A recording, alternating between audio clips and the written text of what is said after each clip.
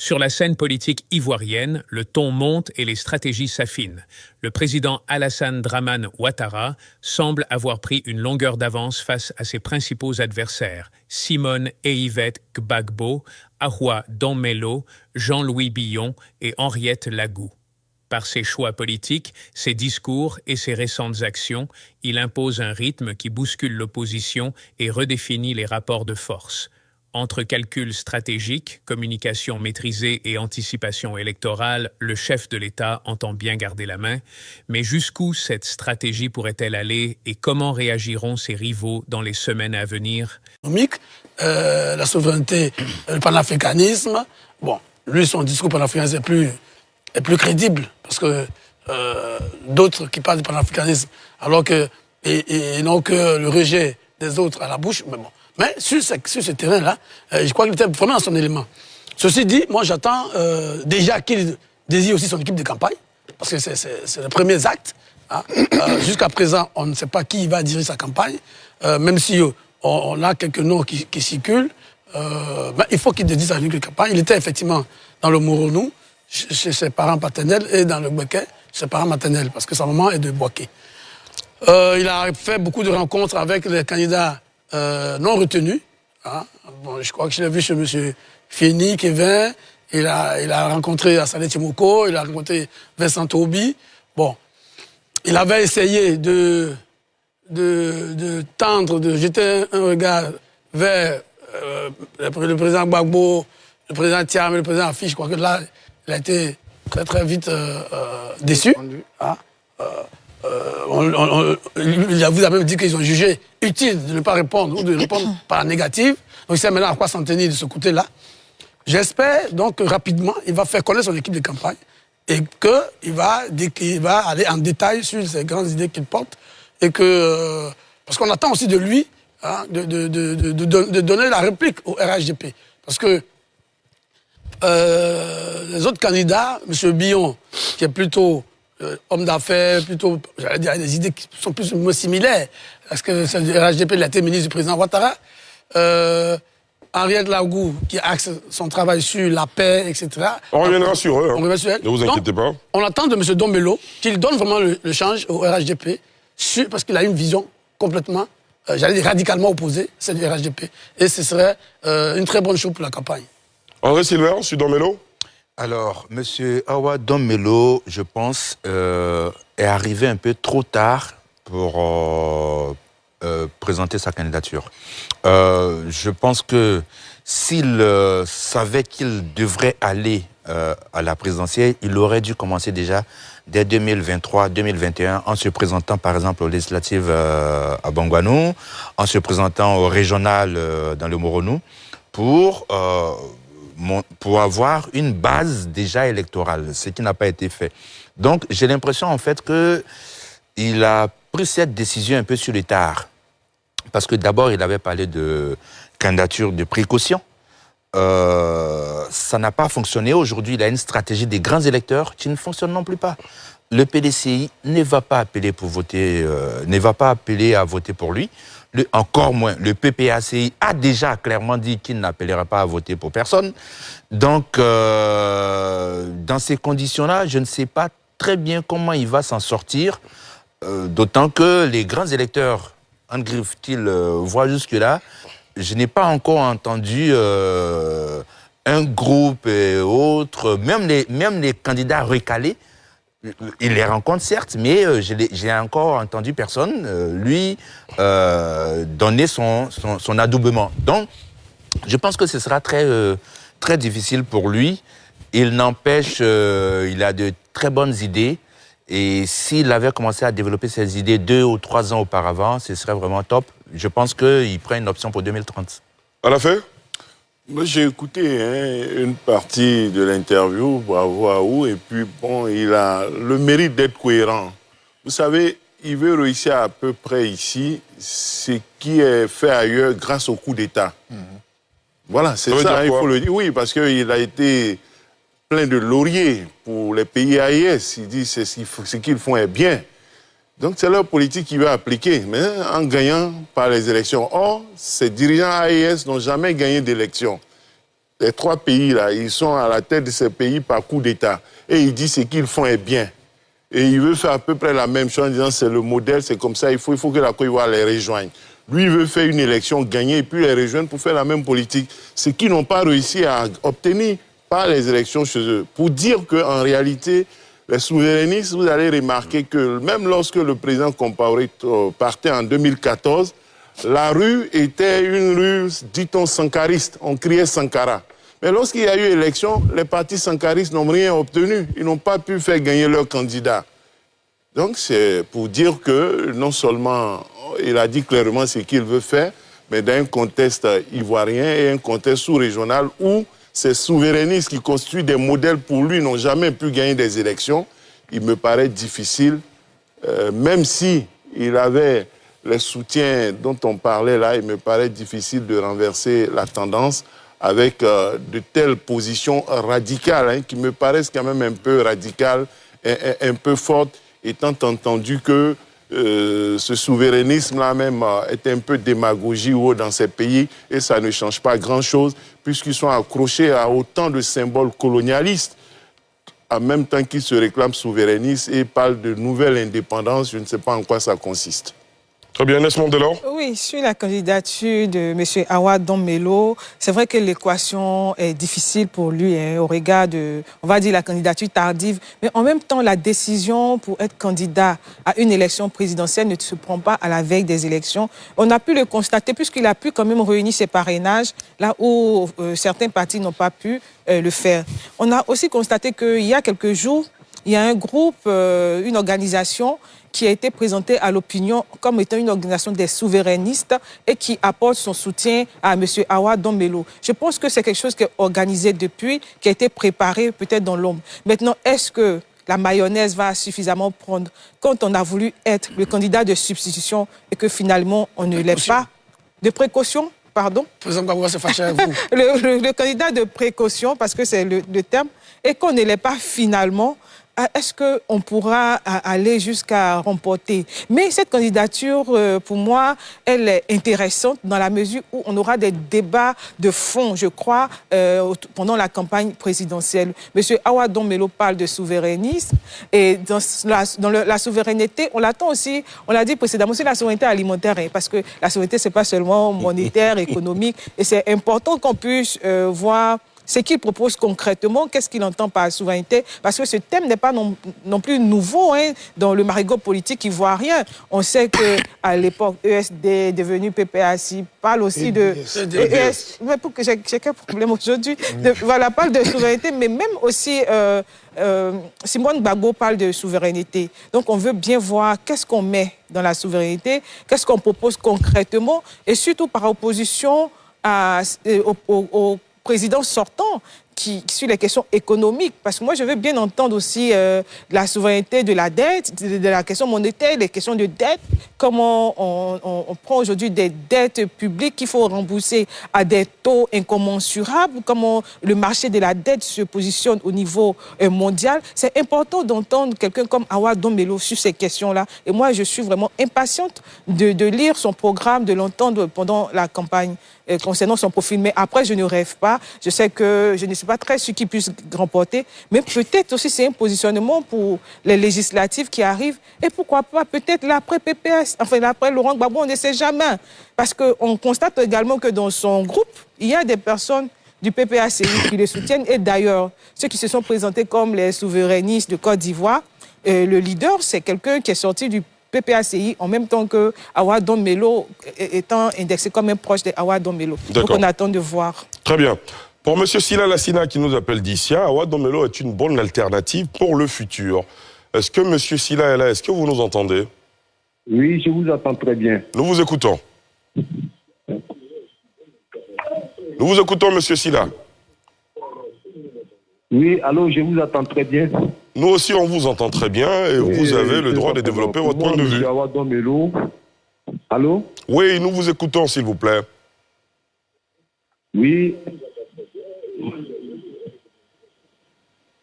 Oui. Pour Alors, moi, Awa Don-Melo, bon, ce qu'il a dit... pardon? Alors, je pense que des problèmes techniques, hein, on va poursuivre avec nos invités en plateau. Yassine Dombou, c'est à vous. Alors, je voudrais partir, j'allais appeler cela un postulat, hein, un élément que donne André Sylvain Conan. Il dit il aurait dû se présenter, par exemple, dans le Moronou et puis ou dans Bongwanou pour pouvoir avoir une base électorale. Je ne mets pas cela au compte de Sylvain pour parler, mais c'est pour parler de quelque chose.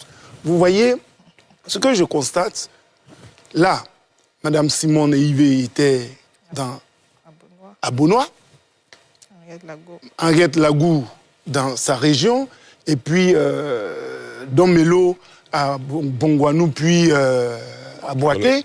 Mais c'est ça la difficulté du jeu politique ivoirien. Les élections au niveau national, mais on commence avec une base tribale. Pourquoi sa base électorale ne pourrait pas être Cocody? Pourquoi la base électorale de Mme Simone et Yves Gbagbo n'aurait pas pu être, je ne sais plus, Daloa? Mais c'est ça le jeu difficile quand ça commence chez nous.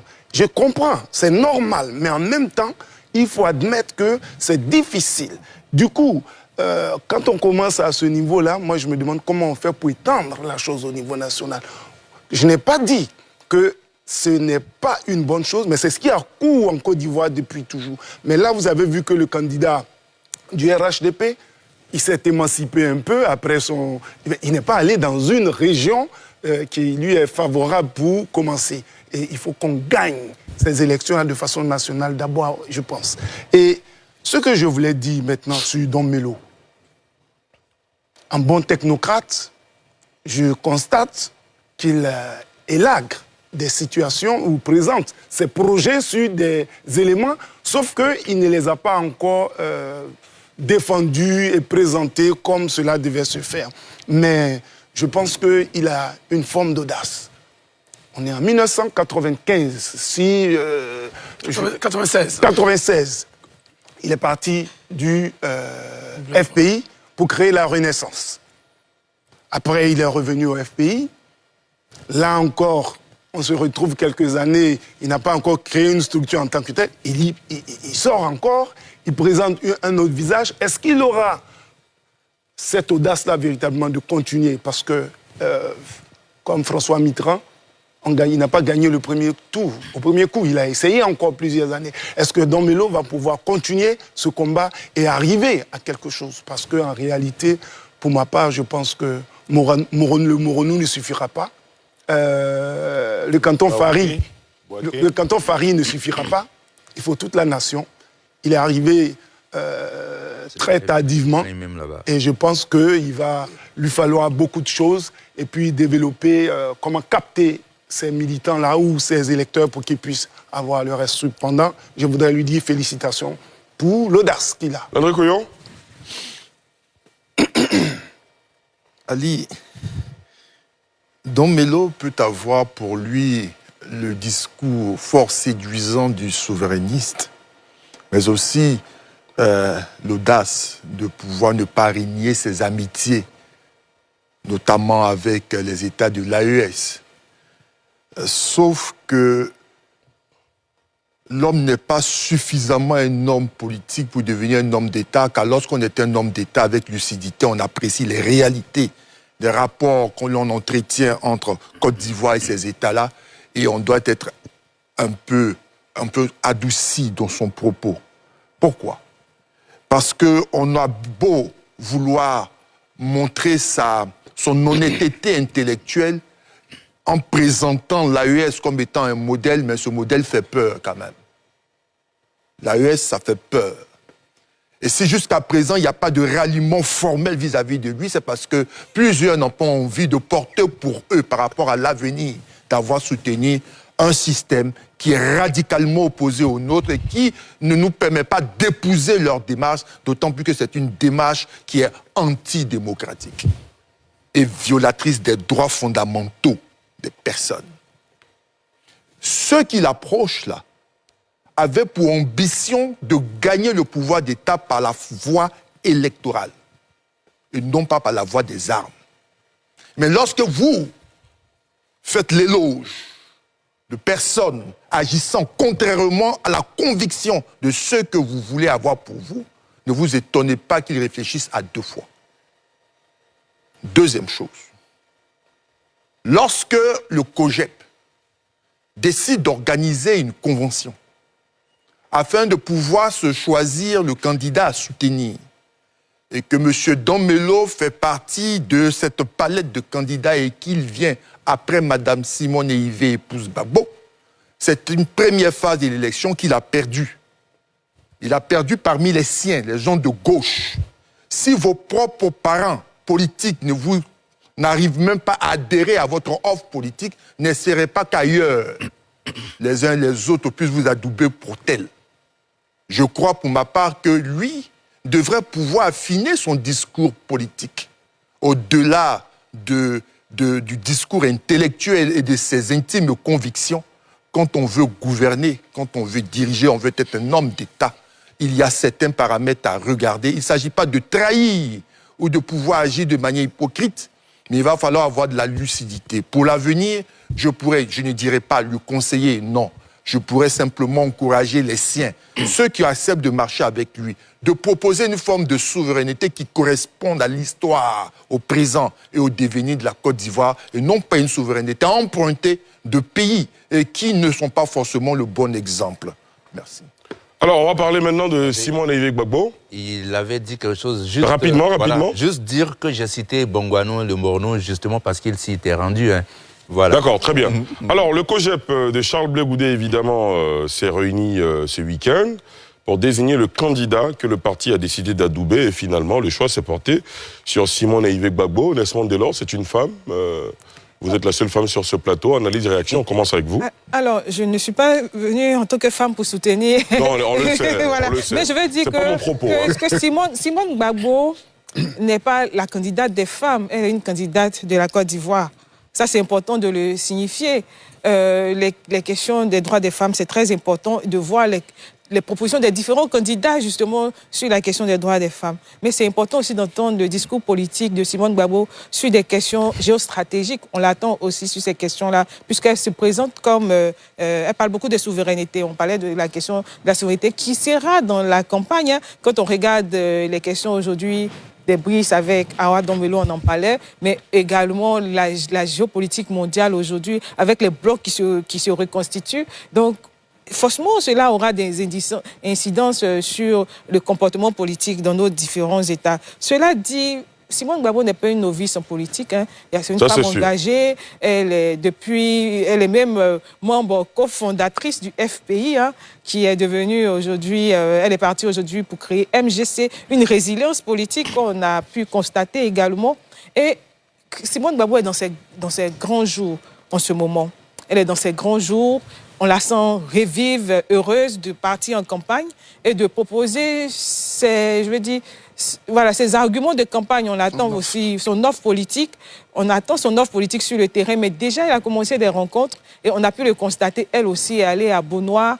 Et sur la question, et je ne le dis pas seulement pour Simone Gbagbo, mais il faut éviter, ce qu'il faut éviter aussi, c'est l'instrumentalisation politique de l'ethnie, le marketing politique de l'ethnie. C'est ce que les différents candidats doivent éviter, même si on sait qu'en Afrique, c'est de coutume d'avoir la bénédiction de ses parents avant de s'engager, parce que finalement, on est dans une élection présidentielle et on ne sera pas élu que par les siens. Il y a l'affectif qui va beaucoup jouer. Et Simone Gbagbo est attendue vraiment sur son programme, surtout qu'on le veuille ou pas, les femmes quand même l'attendent, hein, parce que beaucoup de femmes se reconnaissent en elle en tant que femmes capables, qui osent, et on attend de voir qu'est-ce qu'elle va proposer comme offre politique sur la question. Et sur ce plan, je n'ai pas encore entendu Simone Gbagbo. On attend le lancement officiel de la campagne peut-être pour écouter ce qu'elle propose concrètement pour la Côte d'Ivoire, pour les jeunes, les femmes, pour l'inclusion, mais aussi pour le positionnement. Parce qu'il faut se projeter aussi en fonction de l'adversaire en face. Alassane Ouattara dit qu'il est candidat pour des questions sécuritaires et des questions économiques. Donc, en face, quel état des lieux vous faites de sa gestion sécuritaire et économique? Qu'est-ce que vous faites comme contre-proposition? Et au-delà de toutes ces autres questions, on les attend vraiment. Très bien, Guillaume. Oui, avant de parler de Mme Simone Veil, épouse Gbagbo, je vais répondre un peu, pas répondre, mais Yacine est revenu dessus sur le choix fait par le candidat d'aller chez eux avoir l'onction de leurs parents. Je crois que c'est une démarche plutôt culturelle. Et il ne faut pas voir cela comme une instrumentalisation de l'ethnie. Non, nous sommes en Côte d'Ivoire et en Afrique. Chez nous, on dit que l'oiseau, pour s'envoler, prend appui sur le sol. C'est ça. Vous ne pouvez pas aller à la rencontre de toute la Côte d'Ivoire si, comme cela se fait dans nos us et coutumes, vous n'obtenez pas, entre guillemets, la permission de ceux qui sont les vôtres. Ça, c'est ça. Au-delà de l'aspect ethnique. Donc ça, c'est valable pour M. Dombello, pour Mme Simone Veil Gbagbo, pour Lagou. Lagou, je n'ai pas encore vu Bion, mais c'est ça.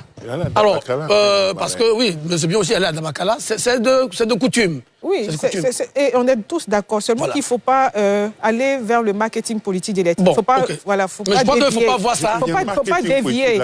S'il vous plaît, ne parlez pas ensemble, s'il Il ne vous faut plaît. pas voir ça sur cet angle. Bien, député. Ceci dit, dans ce même pays, on a aussi des discours politiques. Il faut rappeler que Mme Gbagbo, quand elle a commencé à militer, elle n'a pas été candidate à Beaunois. Elle aurait pu être candidate à Beaunois en 90, en 95, en 96. Mais c'est plutôt à Bobo qu'elle s'est fait élire en 95, 96. Donc, on ne peut pas l'accuser aujourd'hui d'être... Et personne ne l'accuse. S'il vous plaît, monsieur. Ça a failli. Non, personne ne l'accuse. Ça semblait fait. Si vous ne l'accusez pas, c'est tant mieux. Ceci dit, je pense qu'elle peut se réjouir du choix fait par le COJEP. Parce que ce n'est pas rien.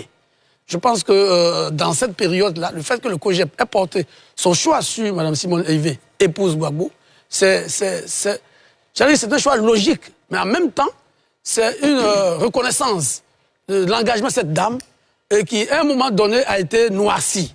Elle a été noircie par plusieurs personnes. On l'a présentée comme la responsable de tout ce qu'on a vécu, etc. Et après, par celui qui est maintenant son ex-époux. On a vu tout ce qu'elle a subi. Et je crois que le COJEP, historiquement, a voulu envoyer un message à tous ceux qui se battent, notamment les femmes qui se battent, les femmes politiques, pour dire que Mme Simone Veil Gbagbo représente quelque chose. Et je crois que pour Mme Gbagbo, c'est une belle victoire. Une belle victoire qui, j'espère, alors comme le COJEP et son président Charles Blé Goudé disent qu'il rentre en campagne, c'est un atout pour elle, parce que dans la bataille à gauche, qui l'oppose à M. Dombello, je crois qu'elle vient de prendre une petite longueur d'avance avec le COJEP, parce qu'on voit bien que le COJEP est structuré, est représenté un peu partout. Et on peut penser même que le COJEP a dû peser lourd dans l'obtention des parrainages de Mme Simone Veil Gbagbo. Donc, on espère donc que le COJEP va lui apporter ce souffle dont elle avait besoin pour porter vraiment cette candidature-là, pour ne pas qu'elle soit anecdotique. Et je crois que Mme Gbagbo a les atouts. Maintenant, après, parce qu'avec Dombello sur sa gauche, ça va être la bataille pendant cette présidentielle. Qu'est-ce qu'elle va proposer pour cette famille de gauche? Qu'est-ce qu'elle va proposer aussi à la Côte d'Ivoire? Puisque même si elle n'a pas dirigé directement, elle a été quand même l'épouse du président Gbagbo et elle a été au cœur du pouvoir pendant 10 ans. Et il y a des questions que les Ivoiriens auraient lui poser. C'est pour ça que je termine en disant... à Landry. Landry avait évoqué, je ne le retrouve plus, mais pour dire que Mme Gbagbo va falloir donc qu'elle se différencie, parce qu'une élection présidentielle, et ça c'est ce que je dis à Landry, le premier tour, on rassemble son camp. Donc le discours de M. Melo par rapport à l'AS, moi je ne partage pas, mais à une élection présidentielle, le premier tour, c'est à rassembler d'abord son camp. Et après, on a un discours de deuxième tour. Parce que si vous faites un discours de deuxième tour au premier tour, c'est sûr que ça ne peut pas marcher. Donc, que ce soit M. Melo ou Mme Gbagbo ou les autres candidats, il faut savoir la priorité, c'est de rassembler à gauche, mobiliser l'électorat de gauche pour leur permettre éventuellement d'arriver à un deuxième tour. Voilà. D'accord. Merci Guillaume Bato. Monsieur Ouattara Lassina, vous n'avez aucun problème avec la candidature de Simone Gbagbo, mais vous vous demandez si la société ivoirienne est prête à accepter une femme à la tête du pays. C'est bien cela? Effectivement, c'est bien ça, M. Ali Darasiba. Allez-y, allez-y.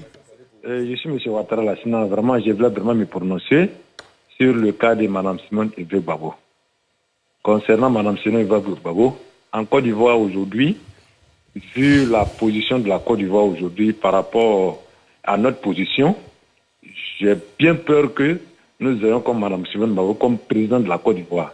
Vu la position de la Côte d'Ivoire, vu les différents pays qui sont autour de nous, nous avons beaucoup de défis à lever par rapport à la politique que nous avons aujourd'hui.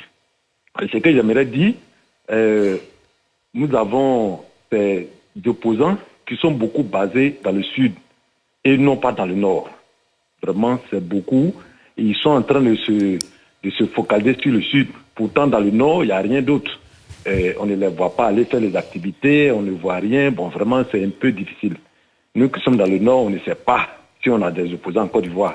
Et vraiment, qu'ils bougent un peu pour aller au nord pour qu'on puisse savoir qu'est-ce qu'il veut de nous, qu'est-ce qu'il veut faire pour nous dans le nord. D'accord, très bien. De ma part, Mme Simone Gbagbo, aujourd'hui, pour être président de la Côte d'Ivoire, je vois d'abord le match entre le président Ouattara sortant et M. Jean-Luc Bion comme des potentiels candidats qui pourront faire quelque chose pour nous en Côte d'Ivoire. D'accord, merci beaucoup, M. Ouattara Lassina, merci beaucoup. Alafé Ouakili? Moi, je dis qu'il y a eu suspense, mais le suspense a pris fin, il n'y a pas eu de surprise. On attend maintenant la suite. Quand Blé Goudé soutient Simone Gbagbo, donc on attend la suite en se disant que certainement le COGEP se projette au-delà de l'élection qui arrive en 2025 sur d'autres enjeux, d'autres échéances, puisque Charles Blé Goudé a parlé de son propre sort en disant qu'il se conforme et qu'il choisit de lutter autrement contre l'injustice qui est le sien, qu'il estime être le sien, espérant que les autres fassent pareil. L'avantage de cette situation, si elle perdure jusqu'au 25 octobre, avec le PPACI éventuellement qui ne va pas appeler à voter Simone Gbagbo ni Don Melo, c'est qu'on aura une véritable pesée. Tout ce qu'ils obtiendront, leur défaite comme leur victoire, leur mauvais ou bon résultat, sera le fruit de leur équation personnelle Oui. et de l'engagement, du dynamisme de Blé Goudé. Si Simone Gbagbo a 100 000 voix, 500 000 voix, Blé Goudé va dire il y a contribué et ils diront voici ce que nous pesons sans le PPACI. Peut-être que le PPACI peut revendiquer plus, mais eux, sans le PPACI, voici ce qu'ils pèsent. Et c'est ça un peu l'intérêt de cette clarté que nous aurons à l'issue du scrutin le 25 octobre. Ce sera valable pour Henriette Lagou qui a déjà fait l'expérience en 2015 pour affiner son qui était bien parti. En 2015, il avait eu 300 000 voix. 9%. Oui, ça fait quoi en pourcentage? Autour de 300 000 voix. 300 000 voix. Malgré l'appel au boycott, malgré le refus, il pesait quand même 300 000 voix à une élection présidentielle. Et il a raté le rendez-vous de 2020. Aujourd'hui, pour une élection nationale, on n'a plus d'indices. Qu'a-t-il fait de ces 300 000 voix? Comment n'a-t-il pas pu capitaliser cela aujourd'hui pour ces parrainages au-delà d'aller se plaindre à la police, à la justice? Oui, il y a des questions à poser. Qu'a-t-il fait pour maintenir ce pourcentage dont on se moquait, mais qui est valable quand même? C'est pas lui qui pesait. C'est-à-dire le FPI avait dit à l'époque, le camp Gbagbo avait dit n'allez pas aux élections, il n'y a eu aucune consigne pour lui, mais il avait réussi à avoir ces suffrages-là. Qu'en a-t-il fait? Et 2020, il a raté le rendez-vous. Aujourd'hui, il n'est pas présent. Pourtant, c'est quand même important, je pense, en Côte d'Ivoire, d'avoir 300 000 électeurs sur son nom. Et je crois que c'est un des scores que le président Mablé avait eu en 2010 qui lui a permis de peser. Et depuis lors. Voilà. Ça va bien avec 2%. Oui. Non, mais en termes par rapport. Hein, par rapport, 2%. Ou non, par rapport au taux de participation, il avait atteint ce suffrage-là en termes électoraux. D'accord, très bien. C'est ce que je voulais signaler. Merci. Donc, vous dites, depuis là, il n'a pas eu d'autres opportunités, mais c'est un élément qui est important que nous allons observer au soir du 25 octobre. Oui, bien sûr, ne vous inquiétez pas. Dès lors, vous êtes déjà intervenu, mais je reviendrai à vous permettre aux autres d'intervenir déjà. Landry Couillot? Ce n'est pas Charles Blé Goudé qui soutient Simone et Yves épouse Gbagbo, c'est le COGEP. Ah oui, bon. C'est important de le souligner parce que ce n'est pas une instruction du chef. C'est au cours d'un processus démocratique qui a été précédé de débats. Je peux le dire parce que j'y étais. Ah oui, on t'a vu. Je n'ai pas eu droit de rentrer. J'ai accompagné, j'ai entendu, même à la porte déjà vous entendiez les uns et les autres débattre argument après argument. Un exercice démocratique qu'il faut souhaiter dans tous les autres partis. Le COJEP est un parti démocratique, moderne, un véritable modèle. Ce qui est intéressant, c'est que on ne vendait pas cher sa peau, mais on est un parti qui est structuré. Donc, si celui-ci décide de soutenir un candidat, ce candidat-là peut s'en flatter parce qu'il est soutenu par un parti qui a un contenu et chaque soutien apporté est sincère parce qu'il procède de la manifestation intrinsèque du choix de la volonté des différents délégués. Et ça, c'est important de pouvoir le souligner. Très bien. Pour docteur Simone Yves Pousse-Gbagbo, comme je le disais, pour ma part, c'est l'heure de la clarté. Parce que pendant longtemps, dans l'ombre de son ex-époux, elle n'avait pas pour elle de faire valoir ce qu'elle est pour de vrai. Aujourd'hui, la vérité des urnes lui permettra de voir et de faire savoir aux Ivoiriens et aux autres ce qu'elle est, ce qu'elle vaut politiquement parlant. Déjà, pour avoir été qualifiée pour être candidate, c'est une victoire. Pour avoir le soutien du COJEP à l'issue d'un processus démocratique, c'est encore une autre victoire. Face à qui? À Ouad Donmelo, ce n'est pas rien du tout. Maintenant, elle va se confronter à quelqu'un qui s'appelle le docteur Alassane Ouattara, qui a pour vertu de respecter l'adversaire. Quel que soit l'adversaire, il va te respecter et utiliser les moyens dont il dispose afin de pouvoir compétir. On verra de quoi est-ce qu'elle est capable en termes d'offres, en termes de capacité de mobilisation, mais comme je le dis toujours, ce n'est pas la foule qui élit, ce sont les électeurs qui vous élisent. Très bien. Qu'elle mobilise les électeurs. André?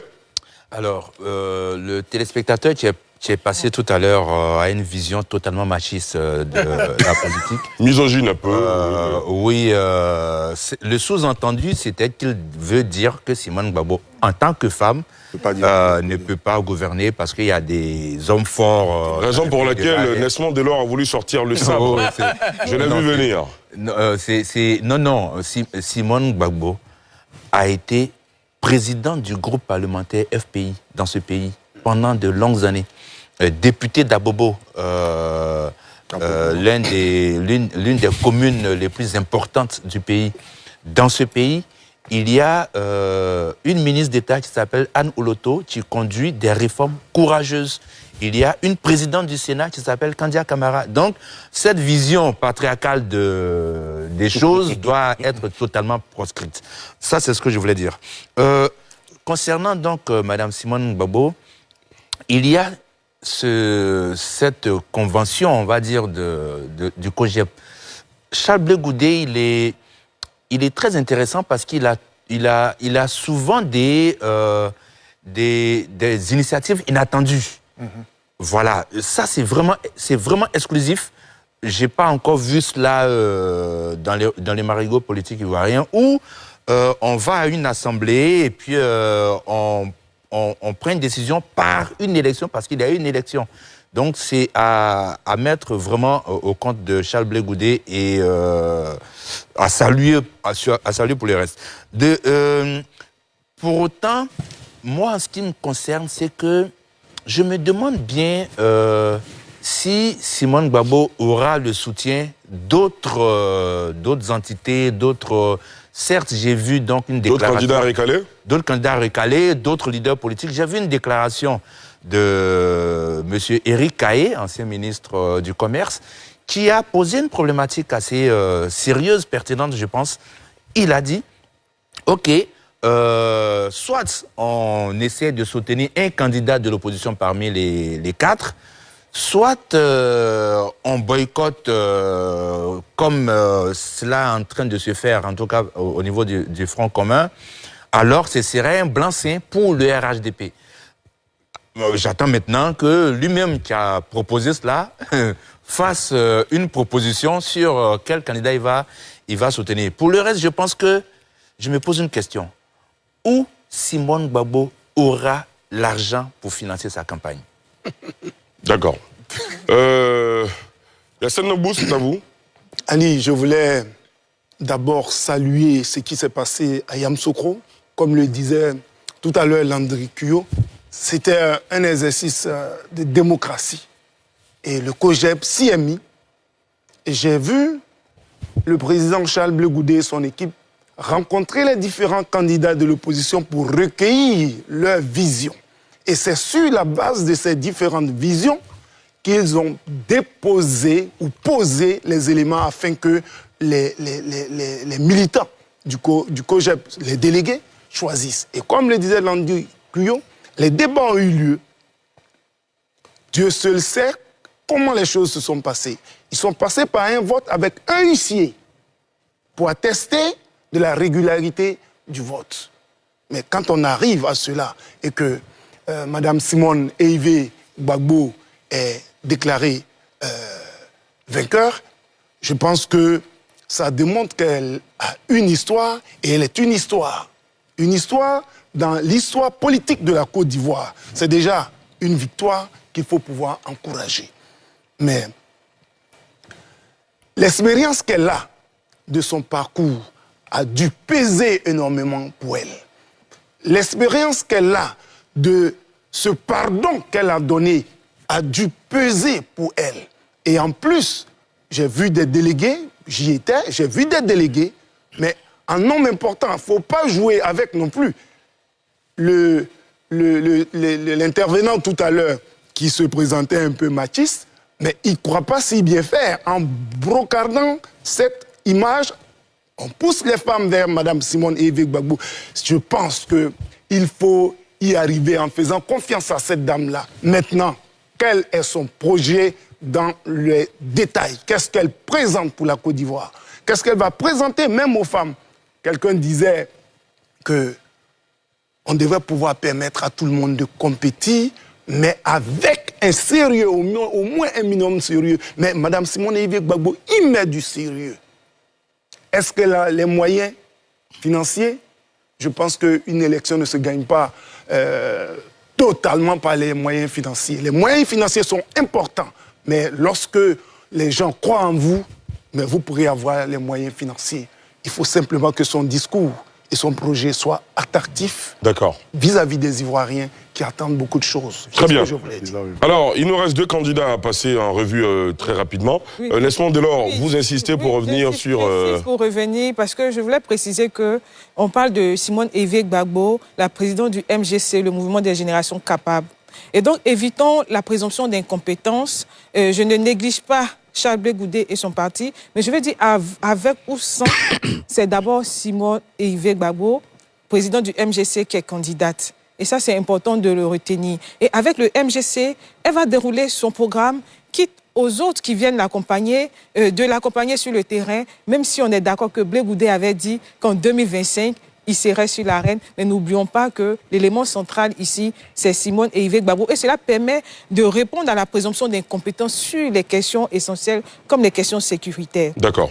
Sur les questions sécuritaires, on l'a dit ici sur ce plateau, on attend tous les candidats, y compris Simone Gbagbo. Donc, je ne sais pas pourquoi l'interlocuteur tout à l'heure, le téléspectateur, nous fait comprendre que vu la menace, parce que c'était à demi-mot, hein, vu la menace terroriste au nord, aux frontières nord du pays, qu'il pense, il ne l'a pas dit clairement, mais il pense que... Je pense qu'André Sylvain a très bien répondu. Mais c'est pour dire déjà... que sur les questions sécuritaires, les femmes sont valables.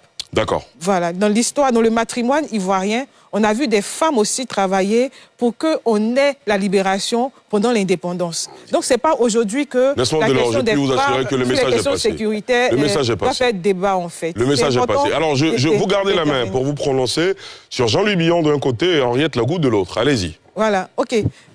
Pourquoi on parle de Simone Gbagbo et non d'Henriette Lagou? Pourtant, elle aussi, elle a ses capacités, elle n'est pas à sa première, je veux dire, tentative. C'est parce que derrière, on a vu en Simone tout ce qu'on a pu dire sur ce plateau. Elle fait peur au patriarcat.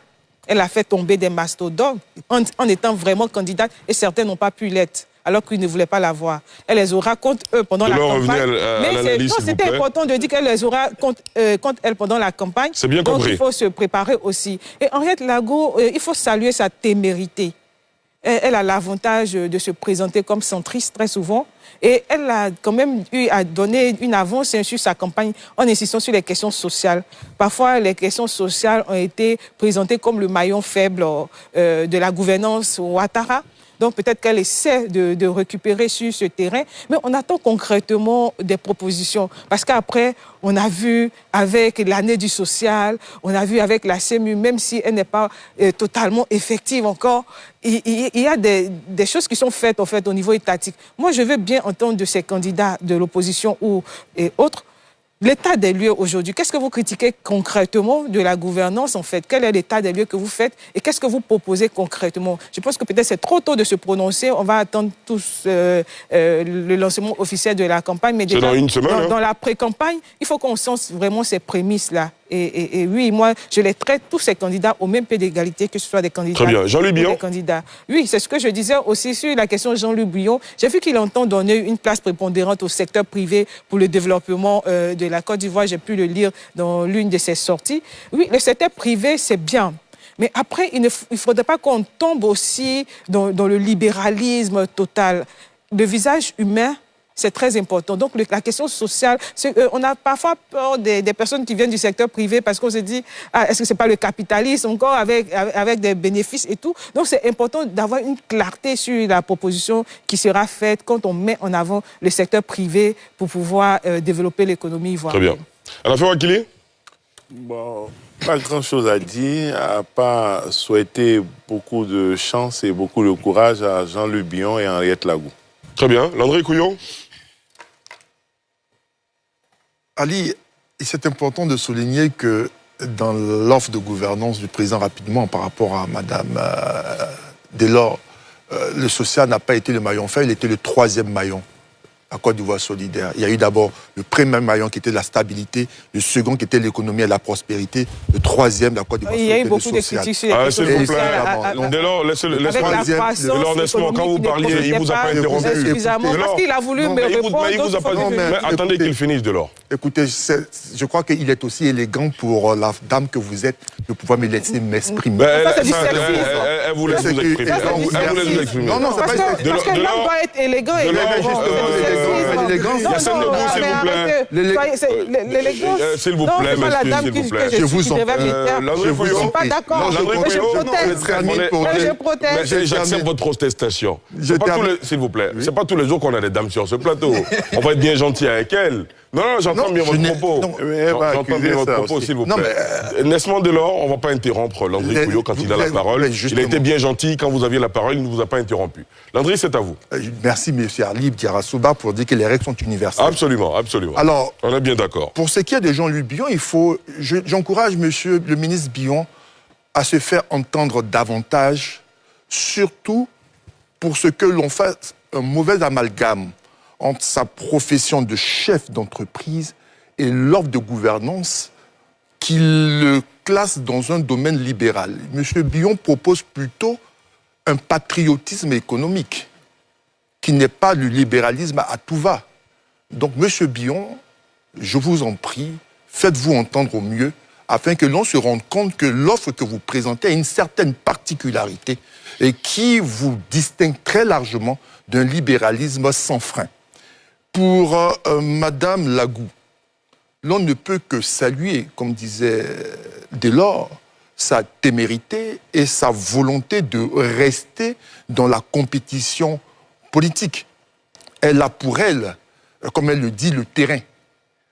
Elle n'est pas constamment sur les plateaux de télévision, elle évite la mauvaise presse, mais certainement elle a pour elle ce contact-là avec les populations et qui la connaissent et qui veulent à nouveau lui donner la chance ou l'opportunité de se faire entendre. Elle est candidate comme tous les autres. Aussi, elle sera considérée et traitée comme tous les autres. Il va donc falloir pour elle de s'apprêter au mieux afin que les Ivoiriens puissent voir en elle un gouvernant capable de pouvoir diriger la République de Côte d'Ivoire. Dion Bateau? Oui, je crois que... donc je vais commencer par Mme Lagou, comme Landry a terminé par elle. Il faut saluer sa résilience. Parce que cette dame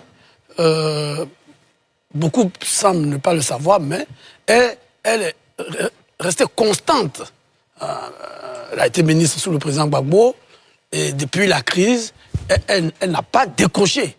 Elle a constitué autour d'elle ce qu'on appelle le GPP, donc qui est un groupement de plusieurs partis politiques.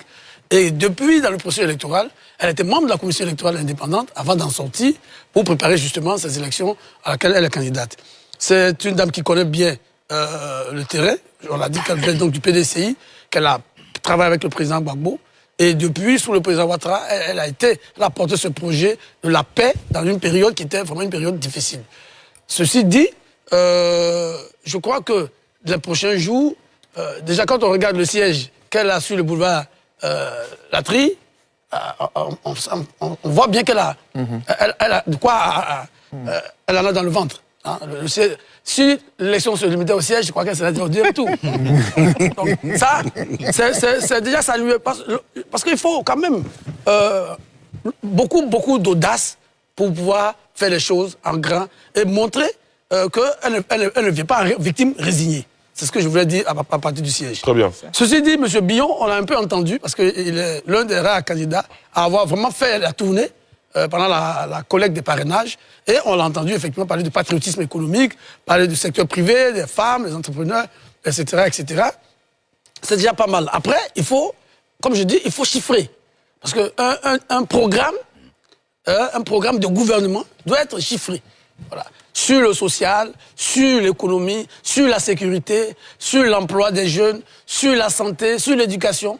Il faut que ce programme soit chiffré. Voilà. Si je suis élu dans les 3 premiers mois, voilà ce que nous allons faire.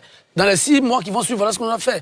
Il y a bien évidemment la question sécuritaire qui est une question importante parce qu'on a à notre frontière des gens qui ne nous aiment pas beaucoup, hein, même si on leur a rien fait, mais c'est la nature des régimes pas très démocratiques. Voilà, ils cherchent des palabres à tous ceux qui veulent travailler. Donc, on a besoin aussi que sur cet aspect-là, Mme Lagou et M. Billon nous disent... J'ai pas bien compris. J'ai pas bien compris. Terminé. Donc, André a le... Terminé. Voilà. Donc, il faut que sur les questions sécuritaires, sur d'autres questions, Delors disait que les questions sociales n'ont pas été bien traitées. André lui a répondu. La CMI aujourd'hui, c'est plus de 20 millions de personnes enrôlées. Les retraités, il y a eu encore des décisions pour revaloriser leurs pensions.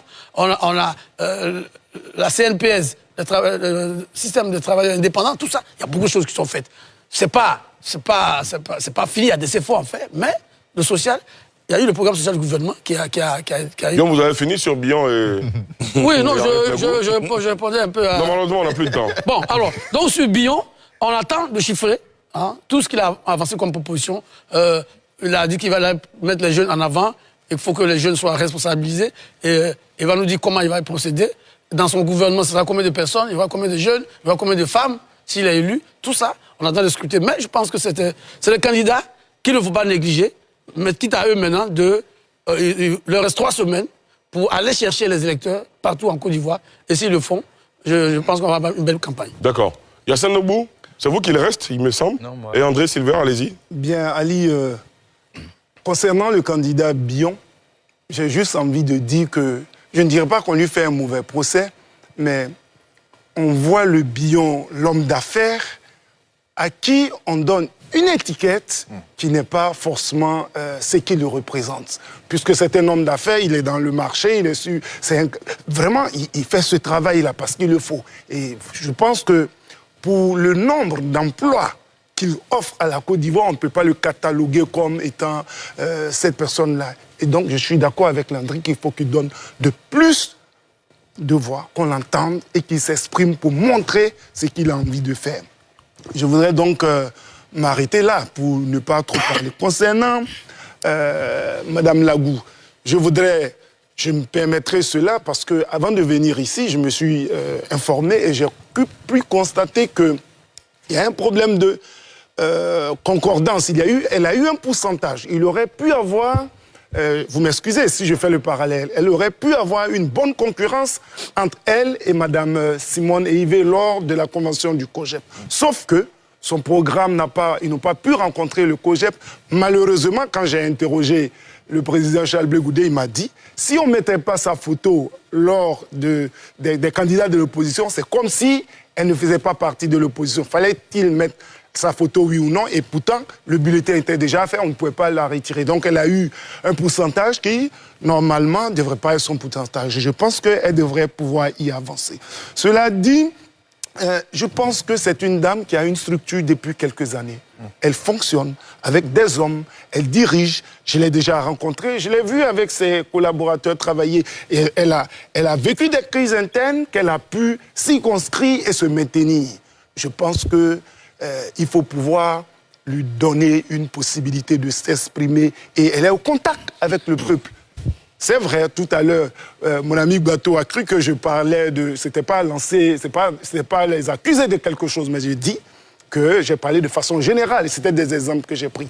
Sinon, elle est au contact avec le peuple, elle travaille bien. Il faut la féliciter pour cela et lui permettre de pouvoir dérouler son programme. André Silver? Alors, Henriette Laguel est la candidate du groupement des partenaires politiques pour la PIG-PPS. C'est un groupement qui la soutient depuis un bon bout de temps. Oui, je confirme qu'elle est sur le terrain parce que, à titre personnel, je l'ai rencontrée dans un village de Bokanda, à Katire-Sekro. Je ne soupçonnais pas qu'elle serait là-bas, mais je l'ai rencontrée avec des membres de son staff. Alors que la bataille politique s'intensifie, Alassane Dramane Ouattara continue de tracer sa voie entre stratégie maîtrisée et démonstration d'autorité. Face à lui, Simone et Yvette Gbagbo, Ahouadon Don Melo, Jean-Louis Billon et Henriette Lagou affûtent leurs arguments et cherchent à rallier leurs partisans. Dans ce climat d'attente et de repositionnement, chaque déclaration, chaque geste compte. Les prochains mois s'annoncent décisifs pour mesurer l'impact réel de cette offensive politique et savoir si le chef de l'État parviendra à maintenir son avantage ou si ses adversaires trouveront la riposte.